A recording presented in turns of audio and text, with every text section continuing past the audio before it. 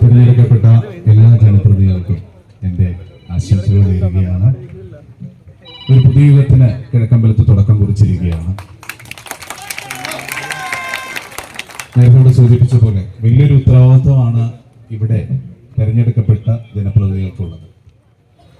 അതിലവർ സത്യപ്രതിജ്ഞ ചെയ്തത് തന്നെ ഭയാശങ്കകൾ കൂടാതെ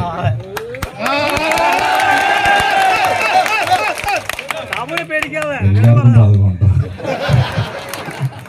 ഭയാശങ്കകൾ കൂടാതെ മറ്റ് താല്പര്യങ്ങളൊന്നുമില്ലാതെ കൂറ് ഭരണഘടനയോട് മാത്രമായിരിക്കുമെന്നാണ്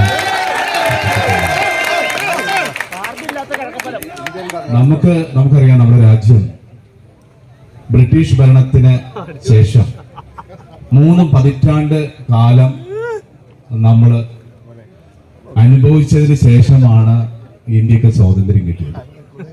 അവിടെയാണ് ഡോക്ടർ BR അംബേദ്കർ ഭരണഘടനയിൽ കൃത്യമായിട്ട് നിർവഹിച്ചു വെച്ചിട്ടുണ്ട്. അതിനുശേഷം ത്രിതല പഞ്ചായത്ത് സംവിധാനം വന്നു കഴിഞ്ഞപ്പോൾ സാധാരണക്കാരായ ആളുകൾക്ക് ഏറ്റവും കൂടുതൽ ഗുണകരമാകുന്ന പ്രവർത്തനങ്ങൾ നടത്തണമെന്നുള്ള ഉദ്ദേശശുദ്ധിയോടുകൂടിയാണ് ഗ്രാമപഞ്ചായത്തുകൾ നിലവിൽ വന്നത്. ഞാൻ എൻ്റെ പുതിയ ഭരണസമിതി അംഗങ്ങളാണെങ്കിലും ജനപ്രതിനിധികളെടുത്ത് എൻ്റെ ഒരു അഭ്യർത്ഥന, നിങ്ങൾ നിങ്ങളുടെ പഞ്ചായത്തിൽ നടപ്പിലാക്കേണ്ട പ്രാഥമിക കാര്യങ്ങൾ, കാരണം പലരും പുതുതായിട്ട് തിരഞ്ഞെടുക്കപ്പെട്ട അംഗങ്ങളുണ്ട്, പഴയ അംഗങ്ങളുണ്ട്. അപ്പൊ ഇതെല്ലാം നിങ്ങൾ കൂടി ആലോചിച്ച് നിങ്ങൾ മുൻഗണനാ ക്രമത്തിൽ കാര്യങ്ങൾ തീരുമാനിച്ച് ഈ വർഷം അവസാനം കഴിയുന്നതോടുകൂടി പഞ്ചായത്തിൽ 1 രൂപ പോലും ബാക്കി വെക്കാതെ മുഴുവൻ തുകയും ജനങ്ങൾക്ക് വേണ്ടി ചെലവഴിക്കുവാൻ നിങ്ങൾക്ക് കഴിയണം. അങ്ങനെ കഴിഞ്ഞാൽ മാത്രമാണ്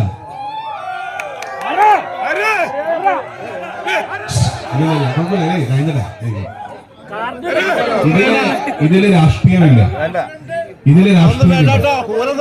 ആ തുക നമ്മൾ ചെലവഴിച്ച് സാധാരണക്കാരിലേക്ക് ഈ തുക എത്തുമ്പോഴാണ് ആ ഭരണത്തിന് മികവ് ഉണ്ടാവുന്നുള്ള കാര്യത്തിൽ യാതൊരു സംശയമില്ല. ആ തുക നിങ്ങൾ എത്തിക്കുന്നത് അത് അർഹിക്കുന്ന കൈകളിലേക്കാണെന്ന് ഉറപ്പുവരുത്തേണ്ട ചുമതലയാണ് പഞ്ചായത്ത് മെമ്പർമാർക്കുള്ളത്. നമ്മൾ ഈ തെരഞ്ഞെടുപ്പ് കഴിഞ്ഞപ്പോ തെരഞ്ഞെടുപ്പിന്റെ രാഷ്ട്രീയം കഴിഞ്ഞു. ആ തെരഞ്ഞെടുപ്പിന്റെ രാഷ്ട്രീയം കഴിഞ്ഞ് ഇനിയുള്ളത് ജനങ്ങൾക്ക് വേണ്ടിയുള്ള രാഷ്ട്രീയമാകണമെന്ന് മാത്രമാണ് ഈ കുന്നത്തുനാടിന്റെ MLA എന്നുള്ള നിലക്ക് നിങ്ങളോട് എൻ്റെ അഭ്യർത്ഥന.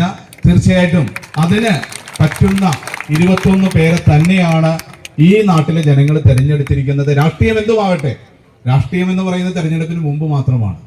എനിക്ക് ഒരു സന്തോഷമുള്ളത്, എനിക്ക് കിഴക്കമ്പലം പഞ്ചായത്തിൽ 21 മെമ്പർമാരുടെ കൂടെ ഒരുമിച്ച് നിൽക്കാൻ കഴിഞ്ഞ ആദ്യത്തെ ഒരു ദിവസം കൂടിയാണ്. ആ സന്തോഷം ഞാൻ മറച്ചു വെക്കുന്നില്ല.